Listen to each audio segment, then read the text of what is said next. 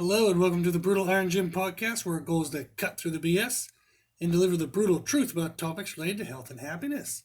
So today's topic is nutrition, and we're going to discuss proper nutrition for sedentary workers. So we had someone reach out, and they had some really good, fun questions about how to modify healthy nutrition rules based on a sedentary lifestyle. And real quick before I get into this, I just want to mention we have a new microphone for the podcast. I did mention this in yesterday's podcast, but I want to mention it again because I would love to know if there's any issues with this microphone. So before I make a bunch of podcasts that have poor quality sound and I have to remake them, please reach out to me at brutalirongym@gmail.com if you like the microphone or if you don't. Just give me an idea so I have some idea if this is a good or if I'm wasting my time making these podcasts and all of a sudden we'll have to redo them. So thank you for the people who've joined the patron part of our podcast where you donate money per month to the podcast. So you have some people who've donating $10 a month, and that's super awesome. Very, very appreciative towards that. It helps us pay for the hosting cost of the podcast and also paid for this new microphone. So cool. So thank you very much. Okay, now I'll get into the good stuff. So they brought up the question that if they live a sedentary lifestyle, say they have a desk job, but then they work out in the evening, how can they best fuel themselves in the sense that if they eat all their calories during the day, that's when they feel like they're not active. So therefore, maybe that's not when they should have the calories. They feel like maybe they're getting fat by eating all the calories during the day. But then they think like, okay, towards the evening, I'm supposed to eat less, but that's when I work out.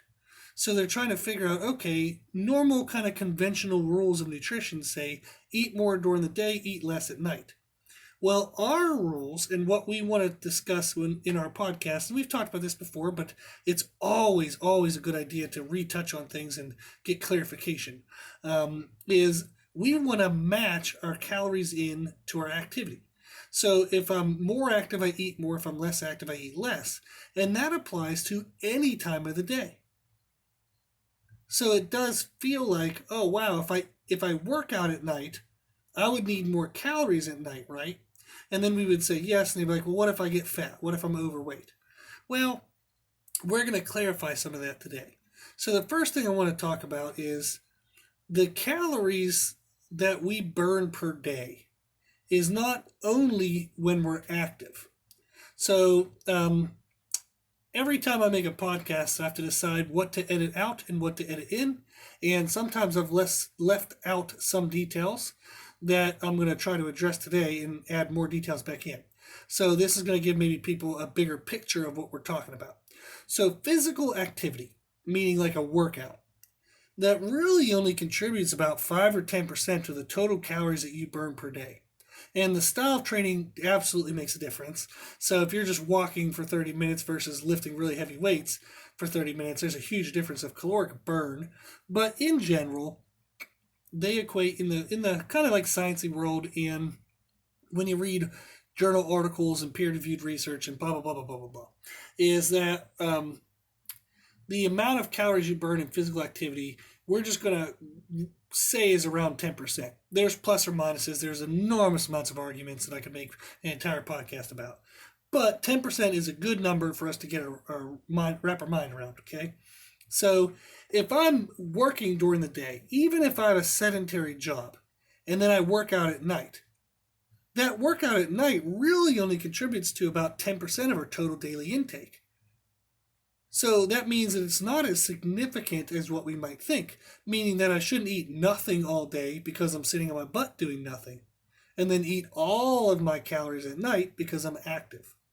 So our workout is not an all or nothing in regards to the calories. It isn't the only way we burn calories, therefore it isn't the only way we should fuel ourselves. So when we say eat more when you move more, eat less when you move less, there's still the implication that you're eating, right? So eat more or eat less, it's still eating. So even when you're not active, you still need to eat. And the reasons why is there's other reasons we burn calories. So our physical activity per day, like a workout, like there's a difference between normal everyday activity and physical activity, like exercise activity. So exercise activity, or workouts, contributes to around 10% of our daily caloric use. Our normal everyday activity, meaning like getting up out of your chair to walk to the bathroom and back, maybe laughing with a coworker because you burn calories when you laugh, walking to your desk in the morning, walking to your car at night. So all of the things you do throughout the day, like you're fidgety, maybe you shake your leg all day. So there's just different things. Even talking burns calories compared to sitting there and not talking. So you might have a sedentary job, but maybe you work at a call center and you're on the phone all dang day talking to people. That's going to burn more calories than somebody who's sedentary and doesn't do anything. So the calories that burns, what that is significant towards, whether you fidget or don't fidget, whether you talk or don't talk, laugh or don't laugh. Hopefully you laugh, by the way. But that is called normal everyday activity. And that contributes in science, research, and literature, and blah, blah, blah, blah, blah, to about 20%. So that actually contributes twice as much as our workouts normally do. Okay? So just moving around and being active and moving your body around contributes to 20% of your daily calories. And that kind of makes sense. If you think like if we sleep 8 hours a night, and who the hell does that? But if you sleep 8 hours a night, that means you're awake for 16 hours. Maybe out of that 16 hours, you work out 1 hour. So it makes sense if my workout is 1 hour, but the rest of the time me being up and moving around, even if it's low active moving around, it's 15 times more volume than our workout. Like in terms of time, not volume, I guess. But it's 15 times more that we would be doing that activity than we would working out. So even if there's small movements, even if it's just a laugh here or there, talking here or there, fidgeting here or there, it adds up because it's 15 freaking hours of it. So that adds up even if it's a small amount. So this kind of equates to exercise is 10%, normal everyday activity is 20%. Then you have BMR, which is basal metabolic rate, which is the amount of calories your body burns just to stay alive. And it's a little bit, it's basically for you to just be up, alive, awake. So to be able to move, that is BMR, what your body needs to operate to just stay alive. That equates to around 60%. Okay? So then the last 10%, if you're doing math with this, so is we have 60% at BMR, 20% at normal everyday activity, 10% at workout activity like exercise activity. The last thing that equates is about 10%, and it's contributable to what's called your thermic effect of food, meaning how many calories do you burn in the breaking down the food you eat. So certain foods that we eat, we have to burn calories to get calories. So if I eat 100 calories of cashews, I might have to burn 20 calories to break down those cashews. But then I net 100, I gross 100 calories. So if in order to get 100 calories, I burn 20, I'm only netting 80 calories. But that 20 calories that I use to burn down those cashews, that's contributable to thermic effect of food. And if you add up all the food you eat throughout the day, it's contributable to about 10%. So, what does all this mean? It means that if I have a sedentary job, I am going to have lower normal everyday activity than somebody who has an active job. So if somebody's on their feet and they kind of stock shelves at a grocery store, typically the boxes they're picking up are not 100-pound boxes. They're going to be like maybe 10, 15, 20 pounds, something like that. Maybe up to 30 pounds. So there's light lifting, very light lifting. But they're active, they're moving around, they're on their feet. Okay? So if you think of physical jobs versus sedentary jobs, we would think, okay, if I'm sedentary, I'm moving less, I need less calories than somebody who's physical. That is true. But it's only contributable to about 20% at best less. So if somebody's who's sedentary, you might only need, say, 400 calories less than your exact same self at a physical job. So if you had a physical job, say you need to eat 3,000 calories to stay your current weight. And then all of a sudden you lose that job, you get a sedentary job. Maybe now you only need 2,500, maybe 2,600 calories. But you still need 2,500 to 2,600 calories. You still need calories to fuel the BMR, the what we need to just be alive, and to fuel your like thermic effective food, like that's contributable to the amount of calories you're going to burn, and then your workouts. So if this person who sent in the kind of the topic for today, they're sedentary, but they work out at night. So they still burn calories at work. So sometimes people think if I'm sedentary, I don't really do anything, therefore I'm going to not eat anything. No, no, no, no, no, no, no. So you're still needing calories, you're still burning calories. You're just burning maybe 20% less than someone who's physically active. So that is the difference between sedentary jobs and physical jobs, physically active jobs. It's really only like contributable in best case scenarios to around 20%. So what this means is if I'm sedentary, I'm not like kind of trying to think how to work. I can't think of the right word that I'm trying to think of. but basically, if you're sedentary, it doesn't mean that you don't get to eat anything and you have to starve yourself all day. It's only a 20% reduction compared to your same self being physically active. So if I work on a Friday at my desk, and then on Saturday I go out in the yard and I chop down a tree, maybe on Saturday I do need more calories, but it's only about 20% more calories. So it's not like on Friday I only need 1,000 calories, but then on Saturday, since I chopped down a tree, I eat 5,000 calories. It's not that big of a difference. It's only a 20% difference. So for most people, it's only 300 to 500 type calorie difference. Okay? So the listener asked, would intermittent fasting be better for sedentary people since they're not as active throughout the day?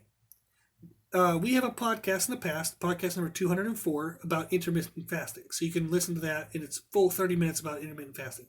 But what intermittent fasting is fasting, so you're not going to eat anything for certain periods of time while you're awake. Obviously, we're not eating anything while we're sleeping, so everybody's doing intermittent fasting to some degree. So if you sleep 8 hours a night, you technically are intermittent fasting for 8 hours a day. Okay, you can call it that if you want. So what they're saying is intermittent fasting is purposefully still not eating anything even though you're awake. So in this example, the person, I'm going to give more details as we go through this, but in this example, they're not eating until noon. So they're thinking, okay, well, since I have a desk job and I'm not burning a lot of calories since I'm sedentary, I'm just not going to eat anything till noon. Well, if they woke up at 6 o'clock, they started burning calories actually while they were sleeping before they were awake. That's the BMR. So you burn calories even while you're sleeping. So then all of a sudden at 6 o'clock, they get up and they start moving their machine around, okay, of their body. If they don't put any fuel, they're netting loss right now. So it's not like just because they're not active, they're not working out, meaning they're at zero. They're not at zero. There's always the BMR going on, which is 60% of your total calories. And then they got up, they're getting dressed, they're moving around, they're brushing their teeth. That's the normal everyday activity, and that's contributable up to 20%. So they're already severely using calories. You could argue that they're using 80% of the total calories that they have possible to them at that time, okay, of calorie usage. So the other forms of calorie usage would be if they ate food, they would be burning calories to break that food down, and then the exercise activity, which would be working out. But that doesn't, just because they're sedentary job doesn't mean they're doing nothing. So they absolutely should not be eating nothing because they're still burning calories. By eating nothing, they're creating an enormous deficit that then they're hoping to later make up. So for example, this person's eating nothing till noon. They have a lunch, and I'm assuming a mid-afternoon meal, and then they're going to work out, and they're going to have like some calories around their workout. Well, that lunch, at best, it would have replaced what the calories they used until lunch, from when they woke up till lunch. And it almost 99.9% certain it's not going to. So it's going to take all of lunch to kind of fill in some of the deficit that you've had so far in the day.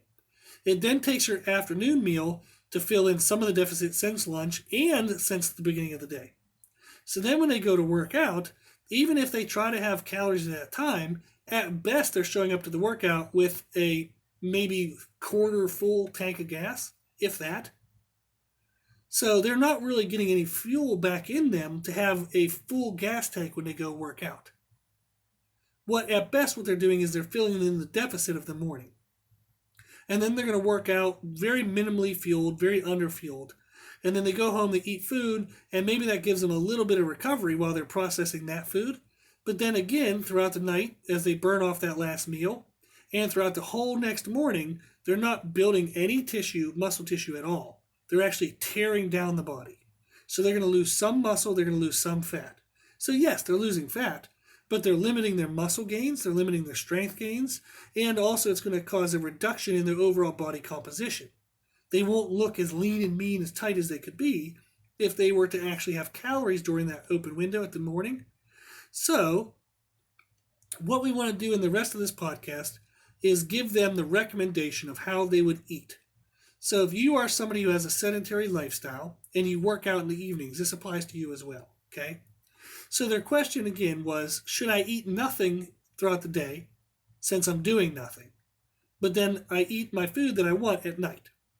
Well, their reasoning is if the person is active, when they're active, so we'll go, okay, so I'll just give you the background of this person. So this person is an active person. They do strength training. They work out. So they're sedentary, meaning they don't think they're active during the day, but they do work out. So it's not like a sedentary person who does nothing at night. That's a whole different type of nutrition. So this is for sedentary people who still work out. So the person is active. They strength train, but they're overweight. They want to lose body fat. And they train in the evening after an 8 to 5 kind of sedentary job. So this is that scenario. So if that's you, this works for you. If it's not you, there's still fun lessons to learn in here and see how nutrition can be personalized to the situation you find yourself in. So currently, what they're doing, like we said, is they're intermittent fasting until noon. They're eating nothing until noon. Then they eat a lunch, they eat a mid-afternoon meal, and then they time their carbs to be around their workouts, which we've talked about before is a great way to control blood sugar.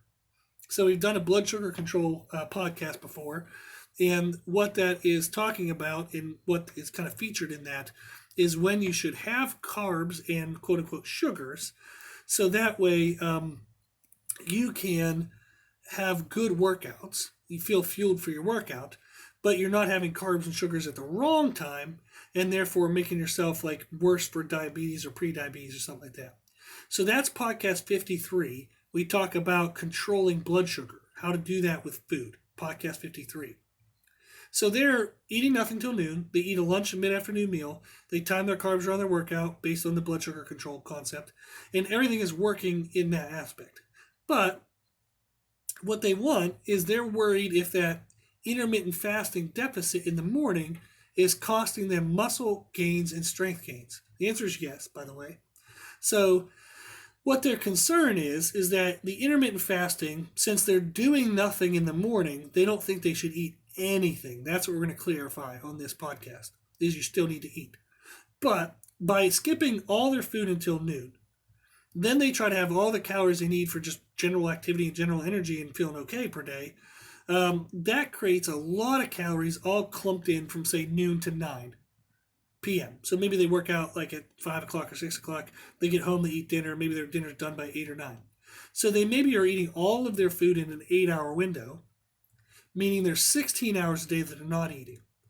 So they're worried by cramming all of their calories into the 8-hour window, is it limiting their fat loss? And the answer is yes. So let me real fast come through this one. We talked about the starvation, like the underfeeding, overfeeding cycle. So what ends up happening, and we talked about this in past podcasts, is when you eat nothing, your body kind of, it runs in a deficit, and it can recognize that in the sense that it's having to let go of resources. So it is having to burn body fat for fuel, which is good. It sounds like fat loss, right? But if that deficit becomes too significant, the body says, listen, I can't sustain this pace. So fat is stored energy. When your body thinks it runs out of energy, stored energy, it runs out of protection. Therefore, it runs the risk of dying.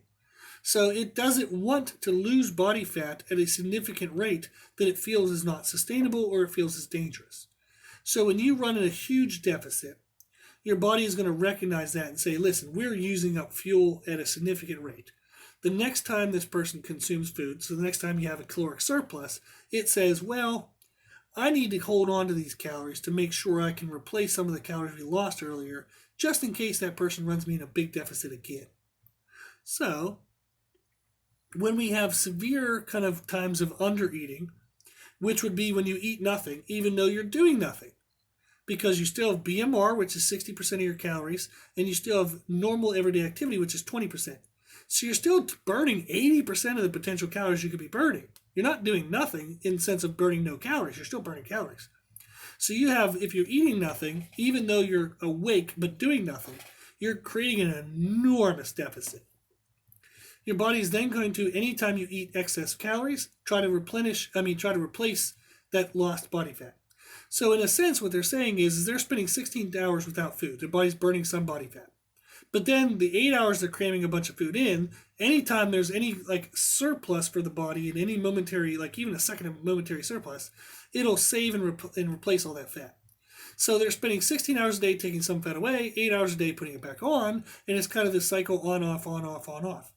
Well, over time, when you do that cycle repetitively, your body tries to figure out, how do I burn less calories in the times whenever they're giving me the biggest deficit?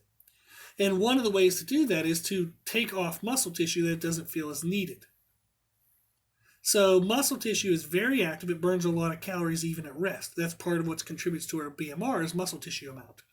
So if you're not using your muscle to the maximum amount and the body feels like there's any ability to take some of it off, it will. Okay? So even though they're strength training, if they don't strength train every single muscle fiber of the body in the sense of muscle group, we'll say that. So if they don't train every single muscle group to what the body deems is maximally necessary for its current ability, to maintain muscle, it'll take anything off if they can. It also downregulates a bunch of other things related to metabolism.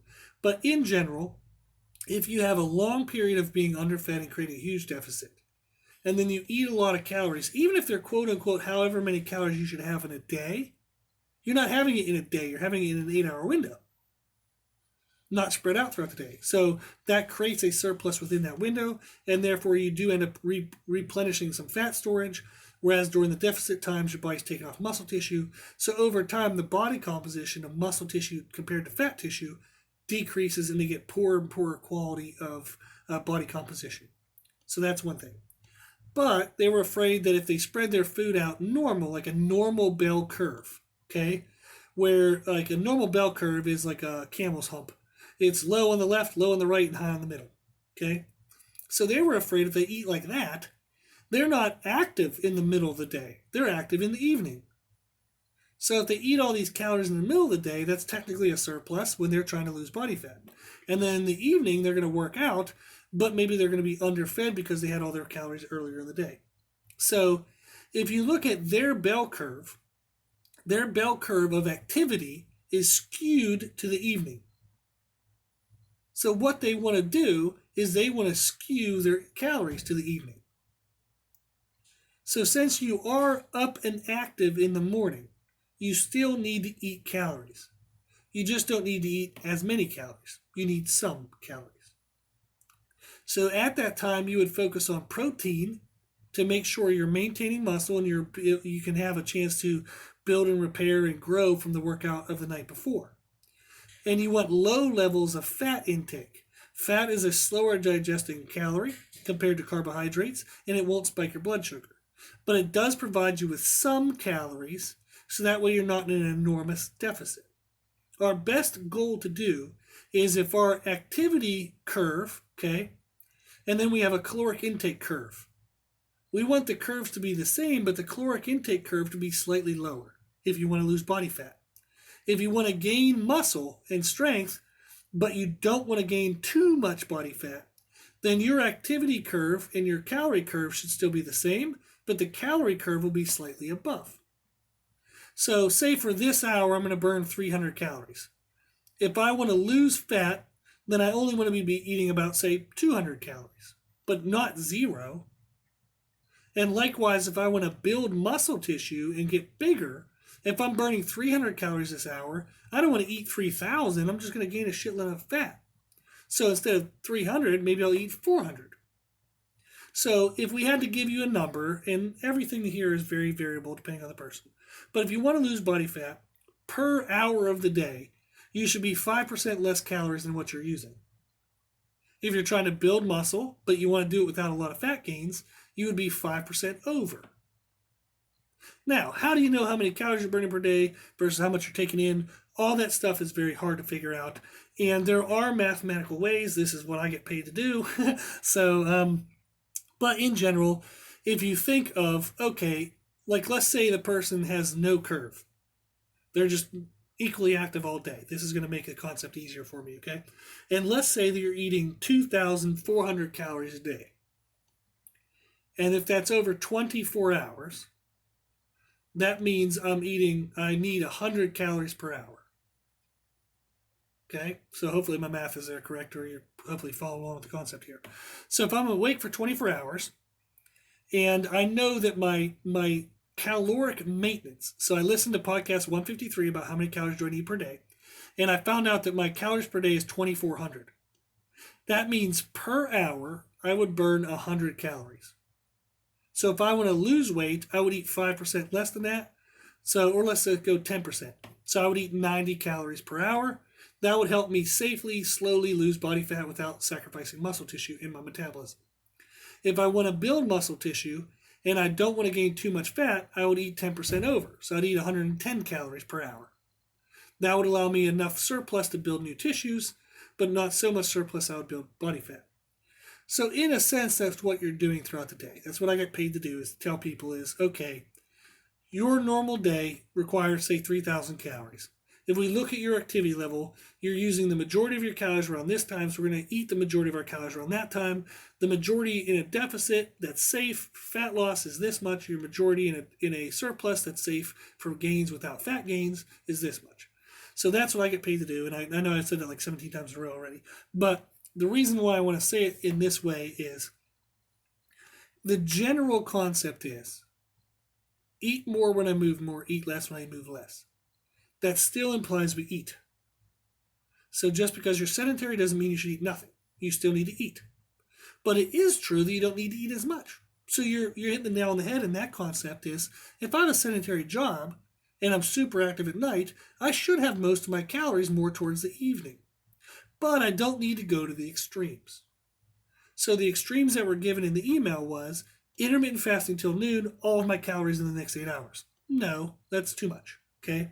Or I just eat a normal bell curve that's inappropriate for my activity level. No, that's not what we want either. So we want in the middle. So if my activity curve is skewed to the evening, my calorie curve should be skewed to the evening. I should still have calories in the morning, okay? I'm just not going to have that much. And then throughout the day, as I get more active, I'm going to eat more. So that's the goal. So as the day progresses, as he gets from like noon on, he wants to start filling up his gas tank. Right now, he probably thinks his lunch and his mid-afternoon is doing that, but it's not. It's filling in the ridiculous deficit that he has from the morning of eating nothing. So if you focus on proteins and some low-level fats in the morning, you'll be at just that 10% under. You'll be burning body fat. You'll be feeling good, but you won't have this enormous deficit. So then when you eat lunch and mid-afternoon, you'll actually fill up your gas tank. You go into your workout at night, you'll crush your numbers, feel amazing. And then at night, the last meal of the day, you have, again, proteins and fats. So that way your body has some calories and resources to replenish and grow at night, okay? And then that's your goal. So what that does is that gives us a little bit of calories when we're a little active. Gives us more calories when we're more active, and we still have a nice spread to where we're not at any point being a huge deficit, and we're not at any point being in a surplus. So that's what he would want to do. Okay, so that's what anybody with his scenario would want to do. So real quick, let me flip the video for the YouTube